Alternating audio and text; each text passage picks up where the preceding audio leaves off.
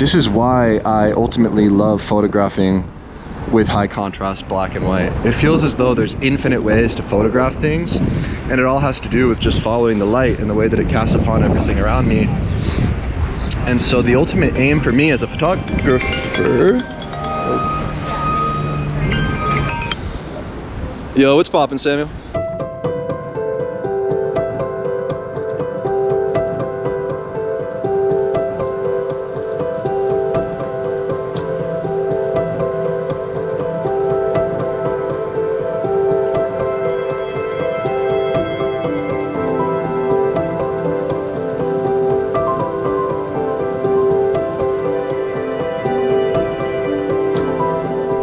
So, hi everyone, Sam here. Welcome back to another Monochrome Report. It is April. It is already April 11, but I'm starting to vlog just now. Yeah, this is part 4 of my 12-part series where I'm doing monochrome photography, personal photography, nothing but monochrome. At the end of this video I'm going to show you my photos, and this time I'm going to challenge myself because I'm feeling a bit uninspired, to be honest. I'm getting very comfortable taking photos in black and white. It suits me, I think. I enjoy it. But I think it's time to challenge myself and shoot in a new style, which is going to be high contrast black and white. I like high contrast black and white, but I never really did shoot high contrast black and white myself. One of the first inspirations for my street photography was Dante Sisofo, so I should be, up in arms in terms of high contrast black and white, but somehow I like seeing midtones. And I have this street photography friend who's like really into high contrast black and white, and I think he's the perfect person to call right now and ask for advice, maybe steal his recipe, because he's also a GR shooter and he's out on the street every day, so I should be able to catch him while he's out, hopefully. Let's go.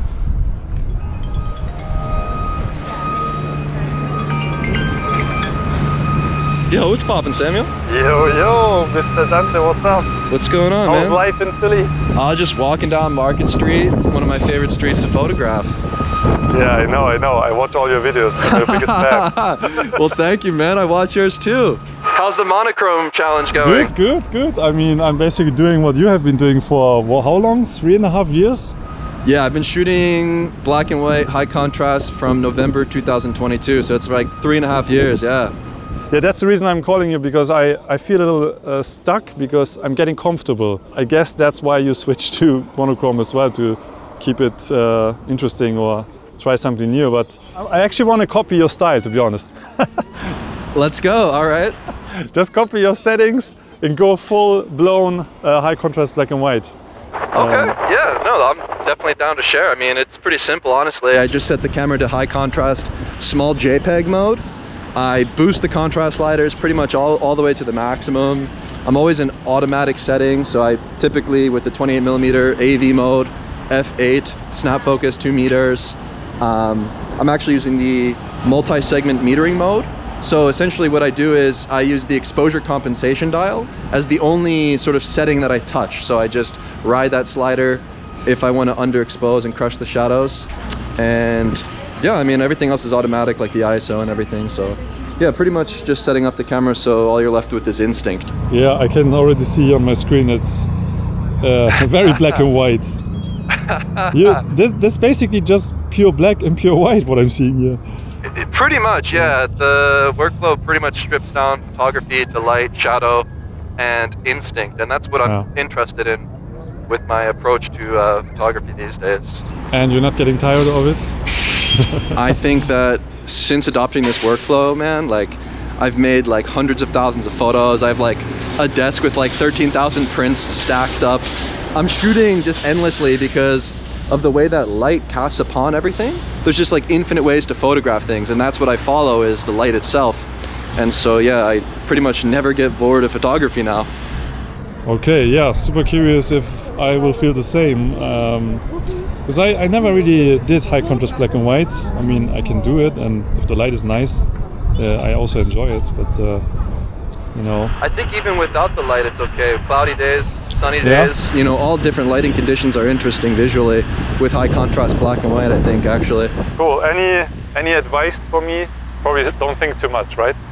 Yeah, just don't think, just shoot, and slow down when you're on the street. You know, you don't have to rush around with this kind of practice. It's really nice to sort of allow the moments to flow towards you. And so then you're just there and ready to click the shutter. And essentially I treat photography like a visual diary of my day. So I embrace the mundane openly. You know, I photograph textures, buildings, people, faces. I essentially approach the streets like a snapshot, not really like pigeonholing myself into the vein of street photography, right? When I make a photograph of something, you know, what's interesting, it's not necessarily what you see is what you get, but what you get back in the photograph, it's what you didn't see. It's ultimately what the camera is interpreting. And I think that's why I have this like insatiable curiosity where I just keep photographing. It's because the results always kind of just give me a surprise. Yeah, and so that's what I really enjoy. That's actually exactly what I'm looking for. I'm doing this whole monochrome thing just to detach myself from the environment. I mean, from the subject, because I think I was overthinking too much photography, and I like just seeing what the camera captures and not craft my images too much. Yeah, it's all about instinct, man. Just set the camera up so all you have to do is click that damn shutter. That's the point. Click that damn shutter, right. Shut up and click that damn shutter, move on. Okay, cool. Okay, awesome. I'm going to take photos in your style, basically. I mean, with my eyes, but with your aesthetics. And maybe I'll share some photos later and then you can rip them apart. Yeah, man. Sounds good. Looking forward to seeing them. Cool. All right. Thanks, bro. man. Take care. Yeah, see you. See you. Cheers. Ciao, ciao. All right. That was Dante Sisofo. And yeah, I guess it's high contrast black and white now. Nothing else but white and black.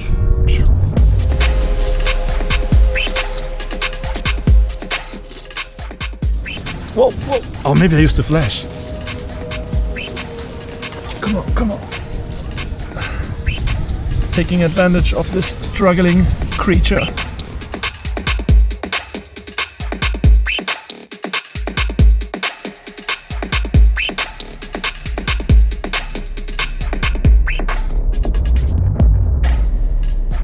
So I think before we continue, I should take some inspiration of books that I already have in my bookshelf.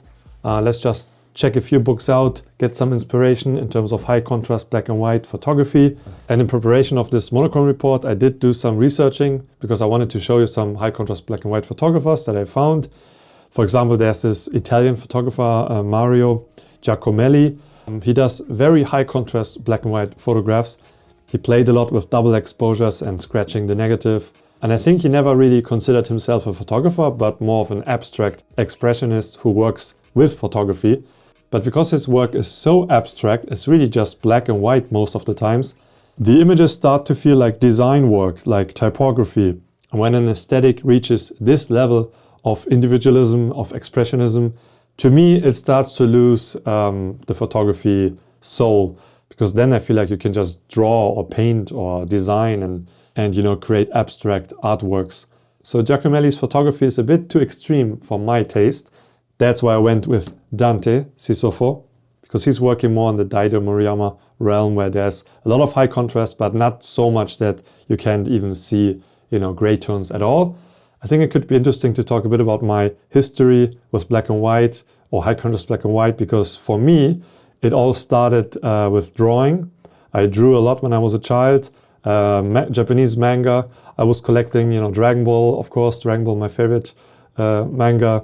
And before I was doing photography, I was drawing a lot. And at the age of 14 or 15, I lost interest in drawing. But this here, for example, is a manga I bought probably in my early 20s. This is from the maker of Astro Boy. I don't know if you know Astro Boy. Iconic manga figure in Japanese culture. And Osamu Tezuka actually created a lot of stories that are very serious or have themes that are dealing with, you know, social constructs and how society looks at individualism and people who are, you know, outcasts. You know, if you look at Astro Boy, he's a robot in a human world. Here we have a story of a man that, you know, gets sick and then he develops, you know, these werewolf kind of attributes. This is all about how he tries to find a cure but cannot find it, and how he navigates, you know, modern society. And you can see even here some religious themes that are being brought up. So it is an interesting story. I don't have all the books. I have 3 books. But the reason I'm showing you this is because you know, this is high contrast black and white. And this is what I grew up with in my childhood, you know, these high contrast black and white frames, telling stories frame by frame. And I think it's interesting to go back and see how this might have influenced me. I'm sure I got a lot of inspiration or formed my visual language because of mangas. Like you see, also each frame has their own composition and even different aspect ratios, right? Wide aspect ratio, super tall and narrow. So yeah, this is a little dive into the past. But let's look at Dante's zine here. This is a zine he made while he was in Japan this year. And he self-published this via Blurb, which I think is probably the way to go. I might also publish some zines using Blurb. And yeah, let's talk about this cover photo here. It might be a collage, I'm not sure. But what he was doing in Japan was he was using the crop mode of his GR, like using the GS3X and then cropping down to 75 millimeters and taking photos of people's faces. So it's very interesting what he did here. Let's look at some photos. So this one is called Flux Volume 1. And love this opening shot here. This one seems to be one shot, and if it is, it's amazing because you have this basically repeating here.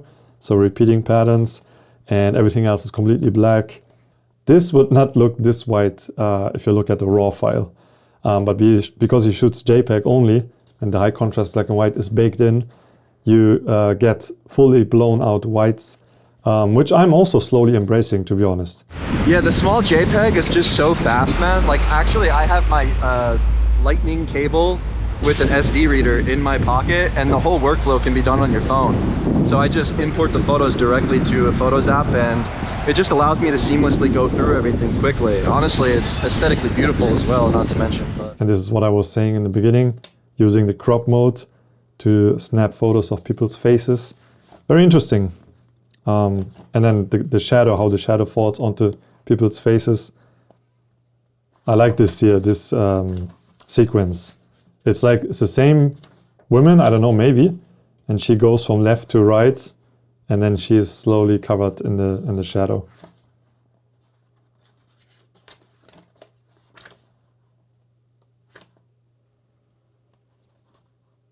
Classic street photography shot here with layering. By the way, Dante, the fun story about Dante is that he used to be a color photographer, and he used to do a lot of, you know, Alex Webb-like layered photography, and he was very good at it. I will show you some photos here. And he's done that for a long time. But then some days, 3 years ago, he started to switch things up. He went completely black and white, high contrast black and white, and seems to be really thriving in this medium. This one is so cool. Probably my favorite photo of his zine. Look how he doesn't care about the dust on his sensor. I love this. Just, you know, F the sensor, F the dust, just leave it in it. Yeah, super cool with the motion blur here, the 3 girls. So you have that going on. You have also here dividing the frame with the skyline. Really nice. Yeah, so I will put a link in the description if you want to buy this zine or one of his zines. Always good to support a working photographer who's on the street. I mean, working in the sense of that he's really out there every day doing street photography. Probably not making a lot of money doing it, but it's nice to support fellow photographers. So I will leave a link. So yeah, this is a look into Dante's work. And I feel like this video is going to be super long if I keep showing you all the books. So maybe we just flick through them real quickly. This is a book I got gifted by a friend. 2 photographers you probably know. Can't show all the photos because it's not YouTube friendly. But yeah, a lot of high contrast black and white and interesting juxtapositions.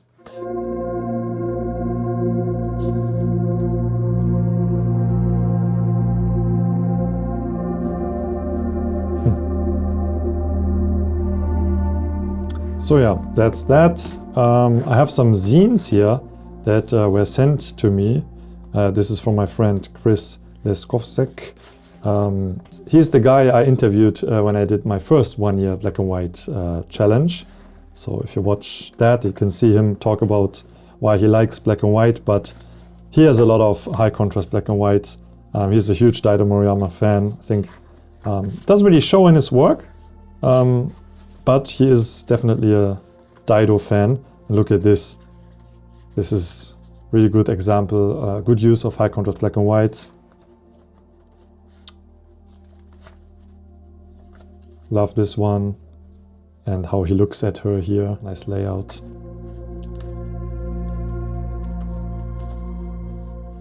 And also he made this zine by himself, the cover and everything, really cool. Here's another self-made zine that was sent to me, and this photographer got inspired to do street photography because of my videos or discovering Tatsuo Dotsuki. He sent me this zine which has very matte paper, very interesting feeling, and look at this page here. Oh, no, it's fine. Very thin, a lot of texture, and he did everything by himself. Very cool. And look how high contrast black and white this photo is. It almost looks like an illustration. So next one, I feel like I have to show this or include this here. You probably know him, Tatsuo Dotsuki, his Steidl publication. And this book, Tokyo Friction, is it's kind of become a classic, I think, because it's extremely hard to get. It's not being sold anywhere anymore. This was his, big street photography debut book, I think. Still mixing in a bit of portrait work or model photography work, but it's mostly candid. He does shoot a lot of high contrast black and white, but it's not super high contrast. I mean, these ones are very high contrast, but you can still see some midtones. But to me, it's the grittiness of the photos that I can take some inspiration of. You see the snow particles here, motion blur. He uses flash a lot. This one is crazy. It's like looking into someone's soul. I know that he befriended a few homeless people in Tokyo and, took portraits of them. And yeah, it's just Tokyo in the eyes of Tatsuo.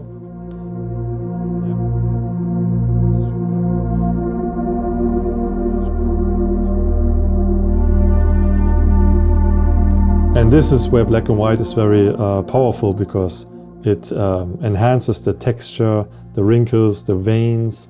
It just adds so much drama, and color would just totally take away from the expression here of this man. So yeah. And then for the last book of the show, of this report, Trent Park's Monument. This is a huge book. It's very heavy, very thick. It has such a strong leather smell still. And yeah, this is just a crazy piece of work. I talked about this in some of my past live streams already. But just look how this book starts. It's like, what is going on? What is this?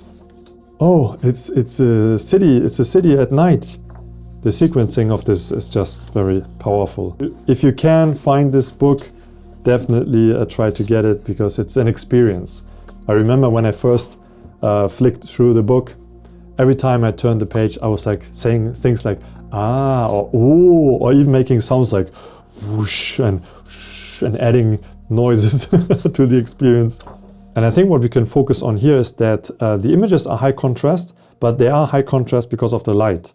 It's not because the film is very contrasty or he did a lot of dodge and burning, but it is high contrast because of how the light here was in Sydney, I think this is. And look, this is like pure black, and then you only have these thin accents of light, of white coming through. And a lot of harsh midday sun that comes almost from above. You can see it in the shadows here under the nose. The light is coming from the top, which is the light that I most avoid. So I think this time I want to try to embrace it and see what I can do. Yeah, very beautiful work. And this is just crazy. Trent Park is just on another level. Look at these pages here. What is going on? Yeah, just to give you a bit of inspiration here. Oh man, this photo. Yeah. So, okay, I'm feeling motivated. I'm going to go back out now on the street with my GR4 monochrome and take some more photos. So, see you later. What's poppin', people? Samuel here, out on the street, taking photographs taking snapshots, not having my photography hat on. Because photography has nothing to do with photography. I'm not here to tell a story of the place. I'm not here to hunt for the next photo that's going to win awards. I'm just merely here existing outside with my physical body in motion, snapshotting away on the front lines of life with courage at the forefront. Okay, so I want to give you a little update.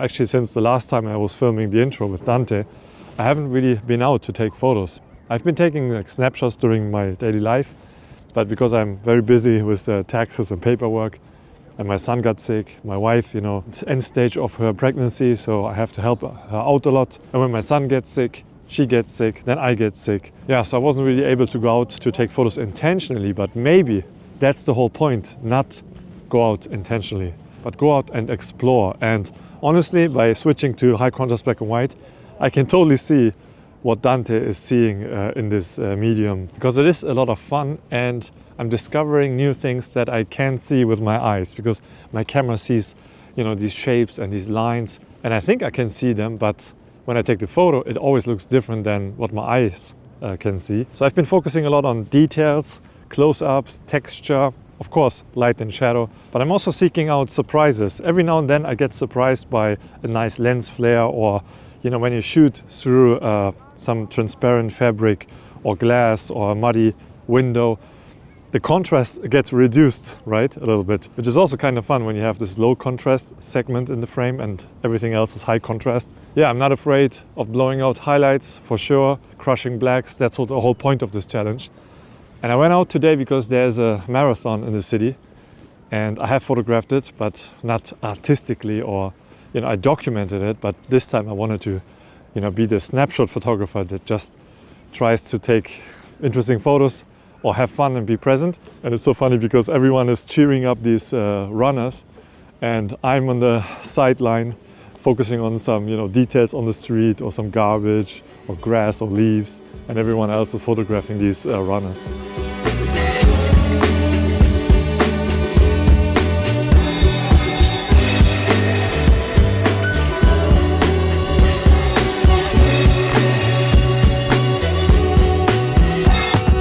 Alright, it's the end of April and I'm ending my high contrast black and white month. And I brought with me Dante again to reflect on my images together. I'm going to show him all the images I took. And yeah, it was a lot of fun, challenging, but I also did not have enough time to go out as I wanted to, because I'm still doing my taxes still and doing some paperwork. But Dante, feel free to be hard on me and be very critical, and I want you to also share your experience taking photos in high contrast black and white, because I have my findings, things that I learned, but it would be great to also hear what you have learned, something that I might have not experienced yet, because you have been doing this for 3 years and I just did it for 1 month. All right, let's zoom into the first image. My April started with the Easter weekend. And I have a few photos from Easter, and I did not start with high contrast black and white right away, because when Dante and I had our phone call, it was already like a week into April. So here's some photos from that Easter weekend before that. This first one's insane. How did you get that shot? What is that? Yeah, that's kind of the surprise you get sometimes, because that's the church from my mother, Japanese church. We went to the Easter sermon. There's only this one window in the church that's behind our backs. And then I saw the light wander. And I figured, everyone is going to be backlit by this light. Quick shot, took the photo, saw on my screen that the GR from Monochrome was creating these nice flares. Yeah. It's so beautiful. I like this shot a lot. It's just a very ethereal photo. Yeah, I like it also because of, you can barely see the cross.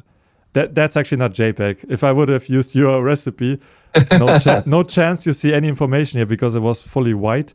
But because it's an edited RAW, I could bring it back a bit. But I have two versions. One where you don't see the chair on the bottom. So it's just the crowd. But I kind of like this one because this empty chair gets a lot of light from the window. And it's kind of like, you should sit here, Be blessed with us, something like that. I don't know. I'm interpreting. But yeah, I like this one a lot. too. It might actually be my favorite photo from this month.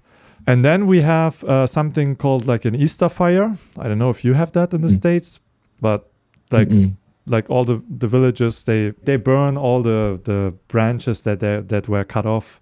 You know, before summer, everyone cuts off the branches and the trees short, and then they collect that and then they burn it. So we have that also in our small village. And here you can see I used the black and white filter, but with the other ones, it's just raw. But that was what's crazy about the black and white filter is the way that it creates that sort of like glow in the sky. Yeah. Like the vignette that it emerges just like naturally through the way it abstracts things is, I love that. It's just a very surreal looking effect with the photos.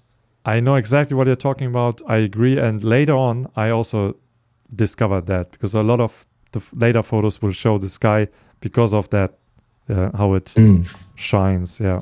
And here my son was chasing little sparks or fire debris from the fire. So you don't see what he's looking at, but he got lit from the fire a bit. So like how that's kind of what makes the photo too. It's the ambiguity and the mystery. There's something about that photo that prompts a question for the viewer, and that's what I like about that one as well. Like yes. the fact that he's actually turning the other way, it's very mysterious and ambiguous. And so when you don't have a theme or a project, sometimes you just surrender to that sort of serendipity of what surprises you in the frames. Yeah, because there's always the obvious thing, like the fire, the big fire, and then what's around it. And I wish I could take more photos with all the village kids, but here in Germany it's a little bit tricky to do that. Yeah. But you can see here, this was like crazy dark. Oh, this is interesting. They look like ghosts. Yeah, because I had to use the slow shutter speeds. Otherwise, you would not see anything here. And this was probably like 25,000 ISO or something like that. Is it picking up the stars? It is. Or is yeah, that it sparks? is a bit. You mean That's up here? nuts. Yeah, these are definitely stars. Yeah. Wow. You can see my son a bit because he didn't move much, but yeah, all the kids running. And he has Yeah, I just think that's a good example of a photo that you don't always have to get close, you know? Like there's something about that.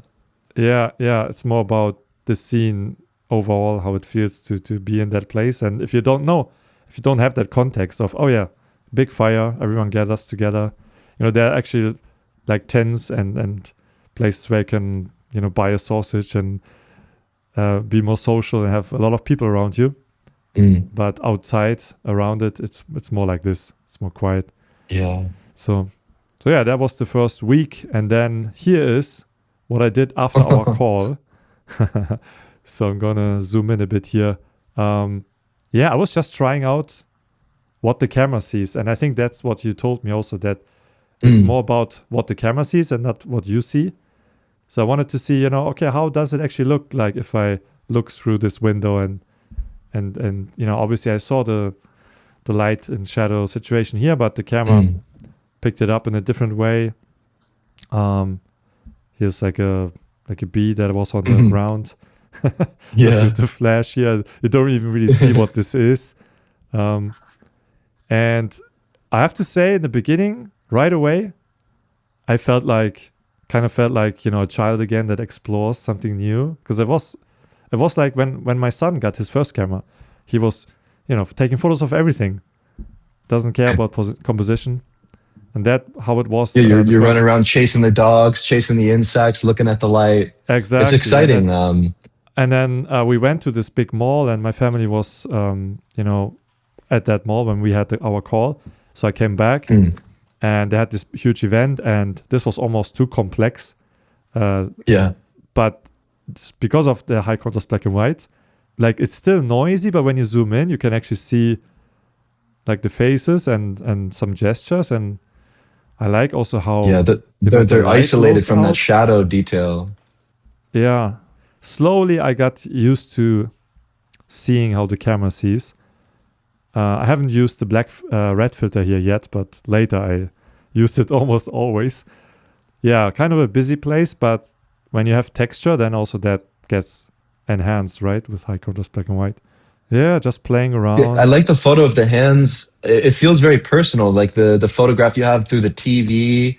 I don't know if that's somebody's hands, like if it's, and like it just feels very personal, which I like the snapshot, this kind of personal diary. It's really nice, these frames here. Yeah, this is the girlfriend from my brother, and she just did this to warm up her hands, so she was just sunbathing. And she didn't even know that I took this photo, but I thought for sure her hands are going to be the brightest part of the frame. So yeah, that's just how it was. Let's just point the camera and see how it looks like on the screen. What I also noticed is when you have the black and white filter, when you're overexposed or underexposed, it creates a totally different mood, right? Or atmosphere. That's something I play with a lot, like underexposing or even overexposing. You can make like infinite different results with the same scene by doing that, which I think is fun. Yeah. Here, just some photos from one day at home. We actually bought a grand piano. We didn't plan to. We just got a really good deal. And it's a very old one from 1914. It was built like during the First World War. And because of that, it has like an inner coating that you could only get at that time because of, scarcity of materials and stuff. But very affordable. And we always wanted one in our living room because my wife plays and I try to now. But yeah, I always like to photograph like details of a piano because of the shapes. And I was going to say that the curve is really emphasized in that bottom right one. Like there's something about that bottom right photograph, the way the light and the curve and the shape kind of play together. Because no other furniture would have this shape or this curve. It wouldn't make sense, right? If it would be any other. And there's also just something about the like ambiguity of the frame. There's like an emotional quality to the imagery due to the light and the shadow and the simplicity of the frame. I don't know. There's something about the space, the background, and it just feels very personal. The frame. It's interesting to hear like what you are thinking, because I see this and I know exactly what corner in my living room this is. So I have all this information of how it looks behind me and around me. And here I just saw the shadow from my son. Was that a leg from the piano? That's here from my son was sitting and he's too short so good. To reach the bottom. Yeah. I had some photos where he was also under the piano. I don't know if I have them on the bottom here. Maybe not. Oh, that one with his head popping out is really good. Yeah, this is like a very just simple one. I love that one, yeah. Yeah, so I had so many photos and only chose a few to show here. But yeah, it was a lot of fun just snapping away, and see what comes out. And here, this is a different day now. I was actually doing a workshop with two guys who visited Hamburg. And of course, I didn't do a high contrast black and white workshop with them. They just wanted the street photography workshop.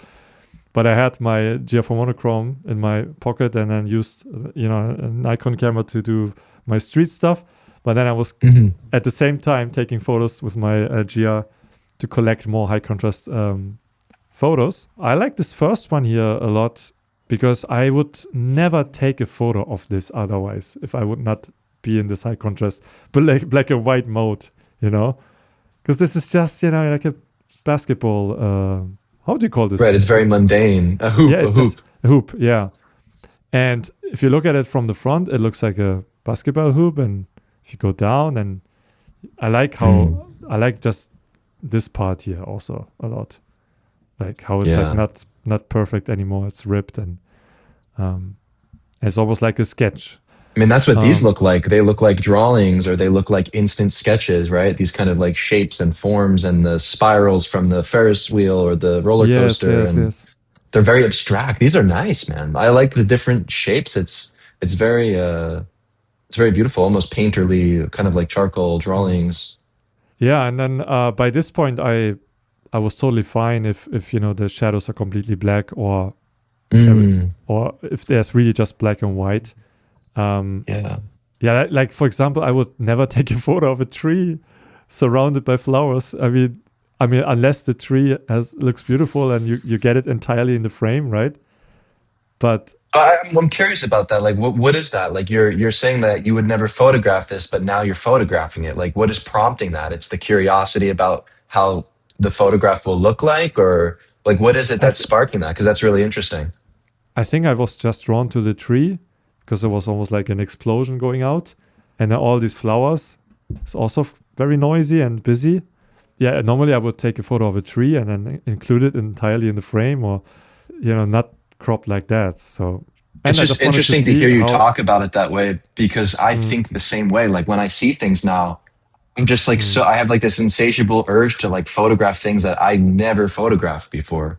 Like it's just very special. There's something about it, and it's just cool to hear you say that as well, because I feel the same way. This approach or using this filter definitely made me take photos that I would normally not take.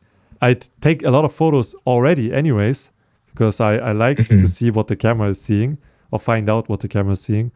Like, for example, this photo is something I would have done in the past when I was starting out and learning how to take photos, like compositionally, not just aesthetically. Right.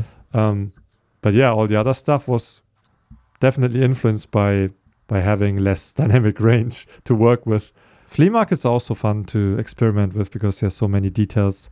Could have taken more photos of just tiny parts of the figures.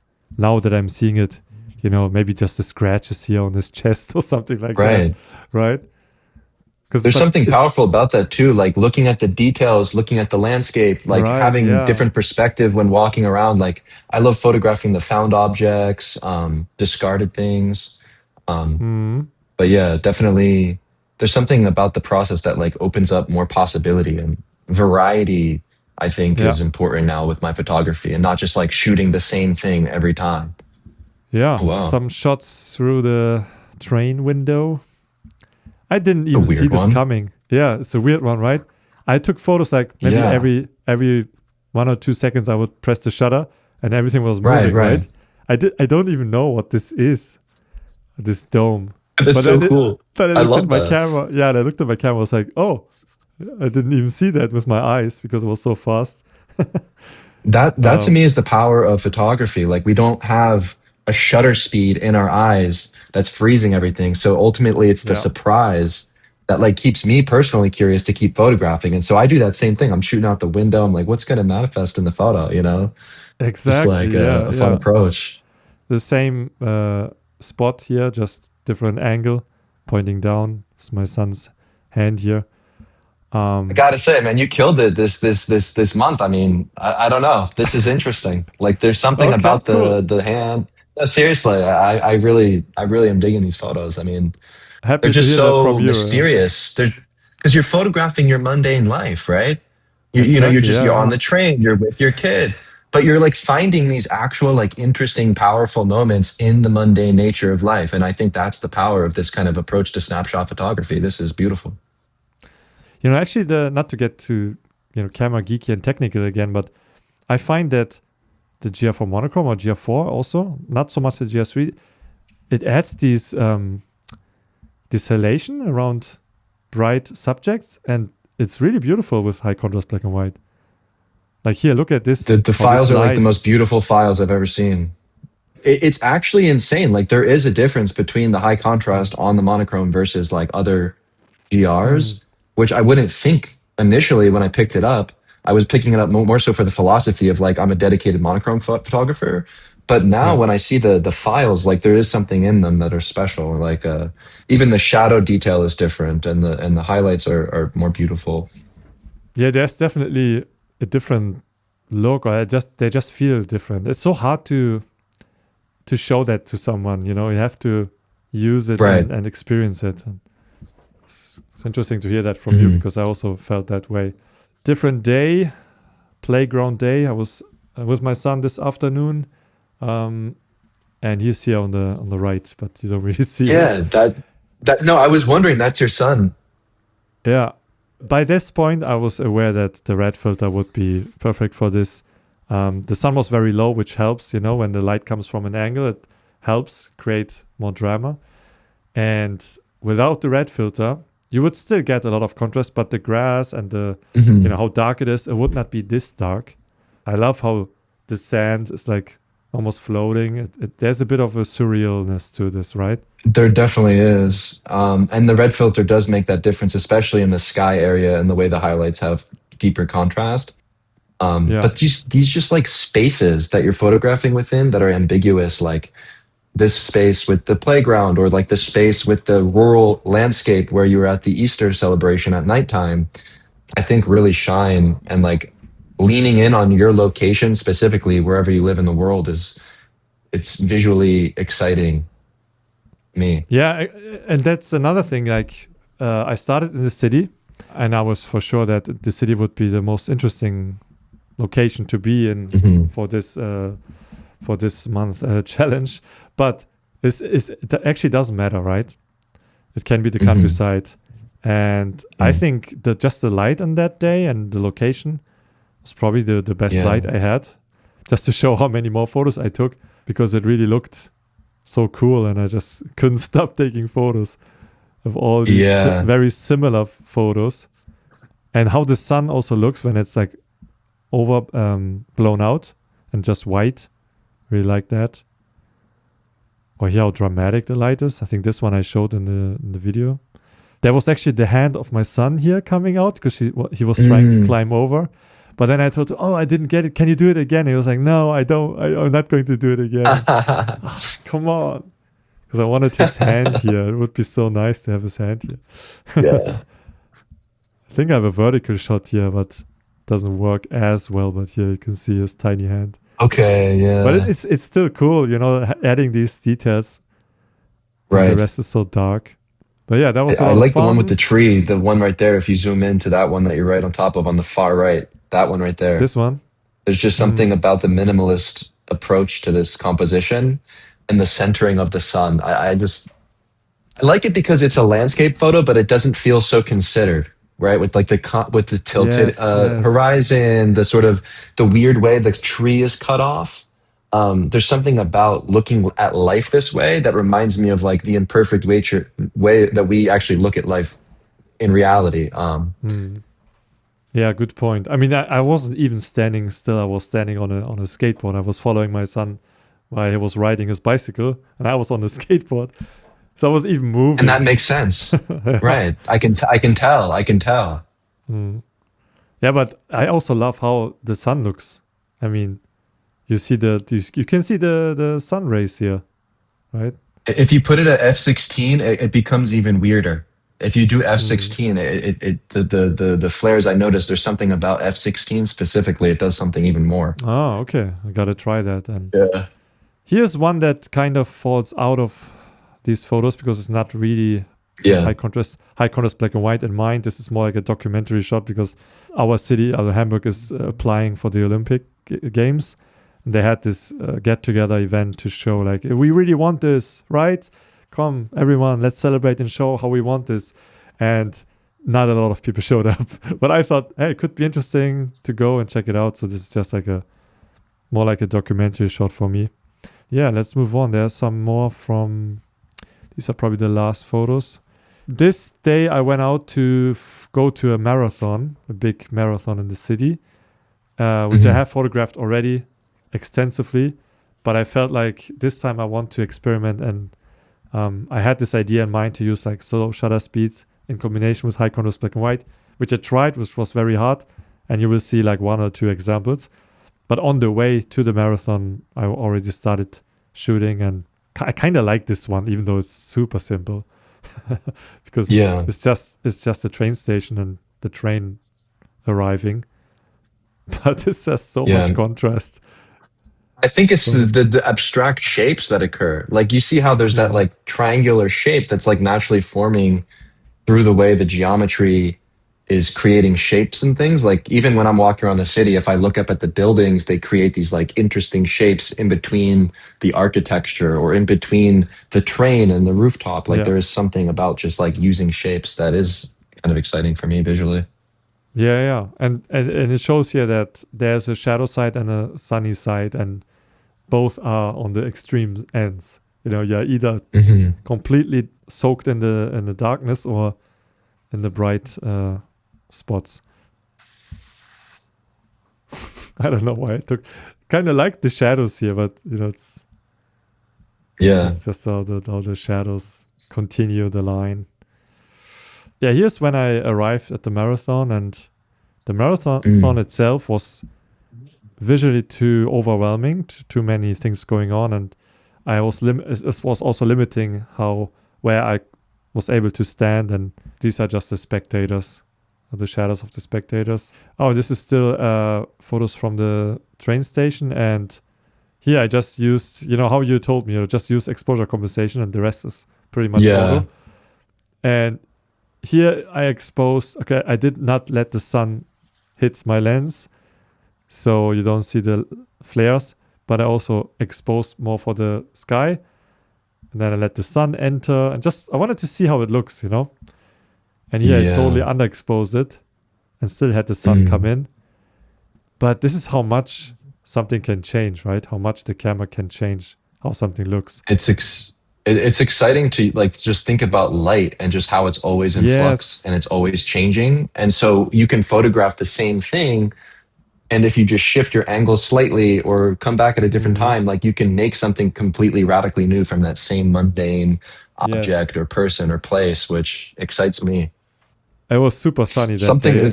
There's something poetic about it. I don't know. It's just it's so mundane, but I just appreciate that detail. I like how the cityscape in the background is just black. It's just a silhouette, because you don't need more information, right? All the information is at the bottom, and the rest is more location. Wow. That's nice. I saw this was a soccer or football, however you like to say it, football training. And I like the shadows from above. It's a unique perspective. I think that's really nice. They're kind of like angels dancing in the field. Yeah. Seriously, they look like fallen angels. Yeah. Do you know what I recommend you check out? I don't know if you've seen this before, but there's a movie on YouTube with Trent Park, and there's a scene where they're photographing from a bridge looking down. It's called Dream Lives, and they made these beautiful images of the shadows and shapes that remind me of that approach you were just using. I don't know if you've seen that. I will probably edit it in while you're talking about it. Yeah, you should check that out. It's called Dream Lives 2002 or something, and you can see Trent Park and his wife on the roof of the bridge looking down. I don't remember seeing this one yet, so I have to check it out. Yeah, you should include that for sure, yeah. This day was also hard for me to find my framing or something that I find interesting, because the light was so hard and so many people. Right. In those situations, it's very difficult to isolate something amongst the chaos. And so the solution that I found naturally, when I'm in these environments, when there's harsh light, is using the crop mode and then underexposing and then exposing for the faces or details and textures. Because I find that same problem like you're describing, how can I find something in this sea of people? It's difficult. Yeah, I did some of, some obvious things like people coming into the light. Yeah. Or something like that, runner running That's into nice, the light. yeah. But that felt comfortable to me. It was something like I would... Sure. Everyone does, and I would have done otherwise, maybe. And lastly, the ideas I had in mind for that day. This one is the closest to what I had in mind. I was definitely thinking more about more close-ups, but it was so hard to get a distinct shape working with motion blur in this environment. So I'm not 100% happy with this, but this has a bit of that, what I had in mind. Maybe more the feet here, and then having a close-up could have been more effective. But all right. So yeah, these were the images, and I have some takeaways now to share. High contrast black and white shows you where the light is and what it touches. Pretty obvious, but when you use high contrast black and white, it's even more about the light, right? So if the light doesn't hit your subject is not showing on the screen. It's black. But if there's light, you can show it. And then the camera sees what you can see. It's great for detail shots. Text really pops out then as well. And then we just talked about this over and underexposing. Creates a different mood, atmosphere. Maybe now to add to this, because we just talked about it, maybe it can also help deal with too many details, or what do you think? Yeah, I find that eliminate. when I'm in a crowded environment where there's so much chaos, underexposing and exposing for details, faces, gestures, it's a solution to that problem of being surrounded by chaos. And so you can naturally just like crush the blacks in the background in the shadow detail and bring forth something important in the light, which has become like a superpower for me when I'm approaching scenes where there's lots of chaos. And then there is no right exposure, I think, with this approach. There's the exposure that you choose or the camera chooses. But because you will have things blown out, like blown out highlights, you will have crushed shadows. That's just because of the nature of high contrast black and white. Yeah. Then it's just how it is. And then it makes it fun because then you can use those things as an element intentionally, not just have it as a mistake. Otherwise you would be like, oh, I underexposed this photo, it's ruined now, or how can I save this? But with high contrast black and white, it's not about saving it, you're actually embracing it, right? It's about embracing the imperfection openly. I mean, that's how we're experiencing everything. Life isn't perfect. You're not perfect. And so aesthetically, the imagery, it evokes that feeling of imperfection. And so I do hone in on that as like something I embrace. And yeah, definitely high contrast. It shows you where the light is. Like you're looking at life completely differently, naturally due to the way that you're focusing on light. And so now when I look at life, I just can't unsee what I see now since switching to this workflow. Like I'm just very hyper aware of light, and it's special. Yeah, 100%. Yeah, high contrast black and white invites you to experiment and explore. I think that is pretty obvious because it is like you're exploring a new realm. I still like medium contrast or sometimes even low contrast monochrome photography, but it's a totally different world that you're photographing. It describes way more, right? And with high contrast black and white, it's not giving you the full picture. It's giving you, something else that you. It's a fragment. Exactly. It's like a skeleton, maybe a skeleton of a scene. Using JPEGs with baked-in look is freeing and simplifies the workflow. To be honest, and I hope that's okay with you, but I still shot RAW plus JPEG.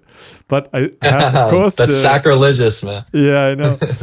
I couldn't commit 100% to the JPEGs, but every photo you saw here that was not taken with my Nikon cameras, they are all out of camera, unedited.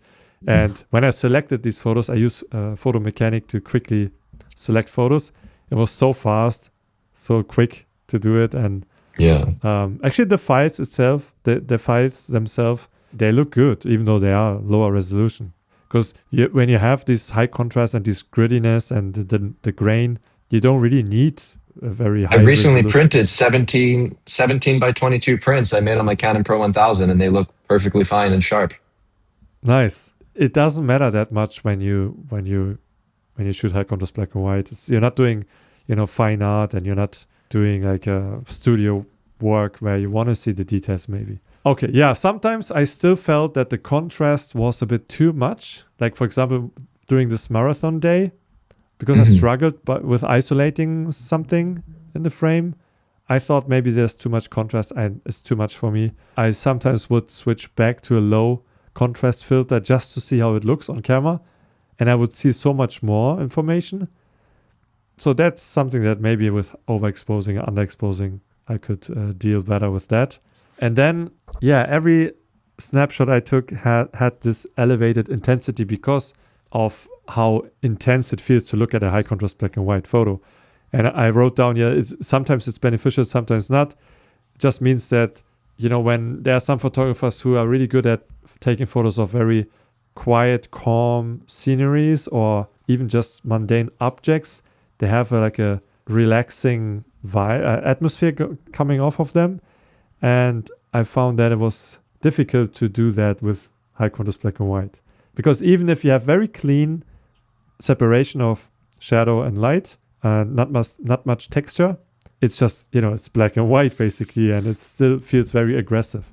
What do you think about that? Do you find that, or do you think you can also take photos that feel quiet and not so loud? I spend a lot of time in nature, in parks, and photographing macro details of plants specifically.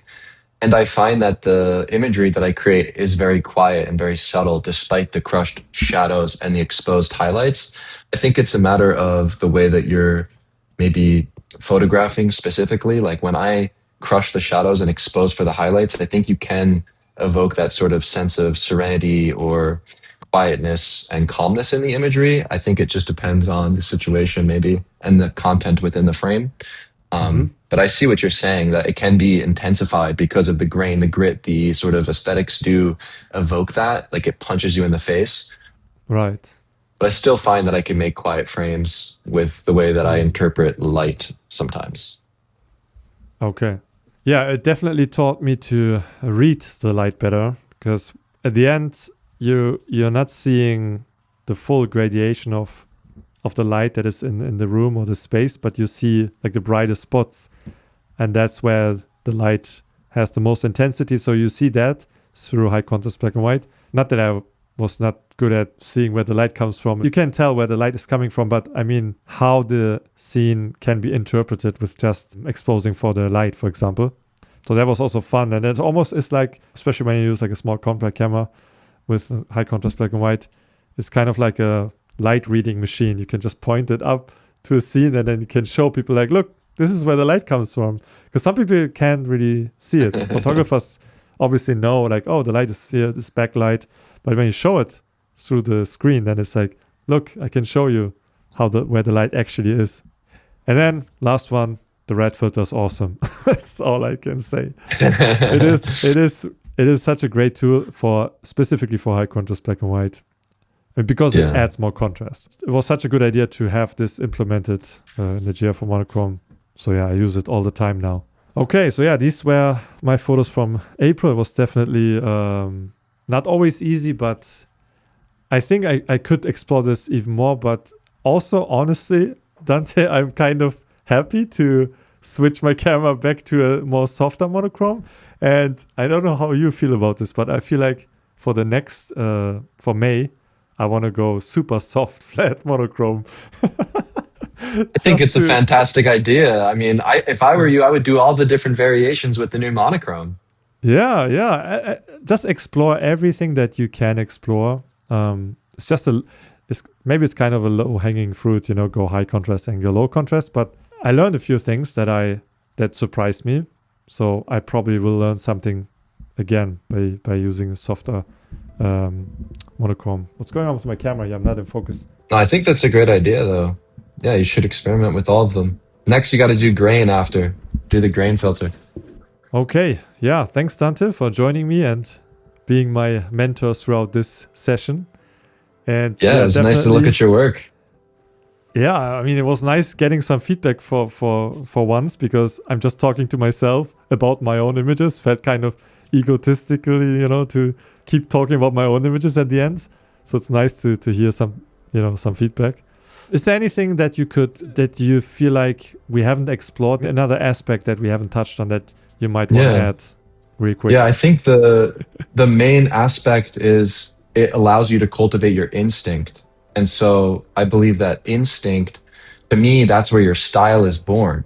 Your style isn't whether or not you're shooting soft contrast or high contrast, but your style arises from your pure instinct.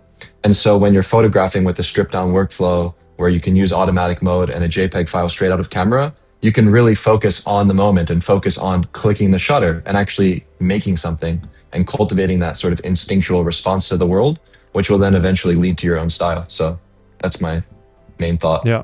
Okay, cool, man. So I will definitely leave some links to your website and to your zine. And I mean, people can find you on your website, right? You have your YouTube channel. That's probably all the places we can find you. Yeah. It's my YouTube, my website. Thanks, man. Nice. So yeah, thanks everyone for watching. And I see you at the next Monochrome Report. And yeah, I might do soft monochrome, flat monochrome photography. We will see.